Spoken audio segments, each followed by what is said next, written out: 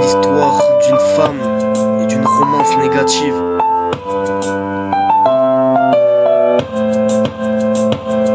Elle croyait à ses promesses, elle pensait qu'il disait vrai. Elle pensait que leur histoire ne s'arrêterait jamais. Il était tout le temps là pour elle, tout le temps là pour la faire rêver. Le premier mois c'était comme ça, elle l'aimait, mais lui ne lui prouvait pas assez. Elle celle qui est amoureuse, lui qui ne l'est pas assez. Il partit un soir d'été accompagné de sa virginité. Ses promesses étaient réellement pensées ou inventées. Elle voulut se suicider, mal dans sa peau.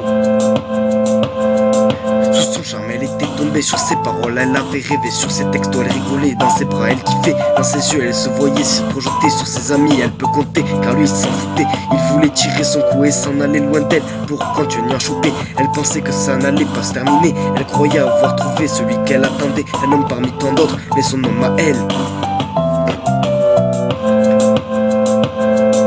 Elle lui disait mon chéri, c'est pour la vie, mais pour tout dire, il disait oui pour lui faire plaisir. C'est ce soir d'octobre, dans la chambre de cette jeune fille, que ce cœur s'en emballère pour une nuit à jamais gravé dans sa mémoire. C'est en cette fin d'été, après avoir bien romancé, qu'il aimait, qu'il retourna auprès de son ex, la laissant la seule là pour ne pas penser.